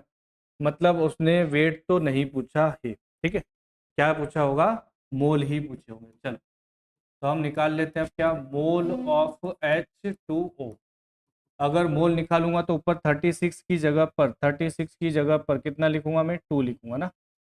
तो 80 इंटू कितना हो गया ये, इंटू 2 डिवाइडेड बाय कितना हो गया बेटा 32 हो गया। तो 2 से डिवाइड कर दूं इसको तो कितना हो गया ये 16। तो ये आ गया 80 डिवाइडेड बाय कितना हो गया 16, मतलब कितना हो जाए 5। हाँ, तो मोल के हिसाब से आपका आंसर आ जाएगा कौन सा, ए। ठीक है, 5 मोल आ रहा है। ठीक है भाई, चलिए एक और लास्ट क्वेश्चन सॉल्व करते हैं। नहीं है, अरे यार क्वेश्चन ही खत्म हो गए। ठीक है, चलो बेटा, तो यहाँ पर आपका स्टोइशियोमेट्री जो है वो भी क्या होता है, एंड, है ना। लगभग पूरा चैप्टर जो है वो एंड हो चुका है। इक्विवेलेंट वेट्स वगैरह जो होते हैं तो वो जहाँ पे चैप्टर पे रिक्वायरमेंट होती है वहीं पर डिस्कस कर लिए जाते हैं, और नहीं तो नेक्स्ट लेक्चर में हम मिलेंगे तो इक्विवेलेंट वेट वो भी डिस्कस कर लेंगे, और यूनिट कन्वर्जन जो है वो भी डिस्कस कर लेंगे। तो ऑलमोस्ट जो है ये चैप्टर जो है वो आपका क्या हुआ है, फिनिश्ड हो चुका है। ठीक है, तो देखिए पूरा चैप्टर स्टार्टिंग से लेके अभी तक, और हर एक इंपॉर्टेंट टॉपिक से रिलेटेड हमने नंबर ऑफ क्वेश्चंस किए, क्वेश्चन नहीं, नंबर ऑफ क्वेश्चंस किए। ठीक है, तो मिलते हैं आपसे नेक्स्ट वीडियो में नेक्स्ट टॉपिक के साथ, तब तक के लिए धन्यवाद।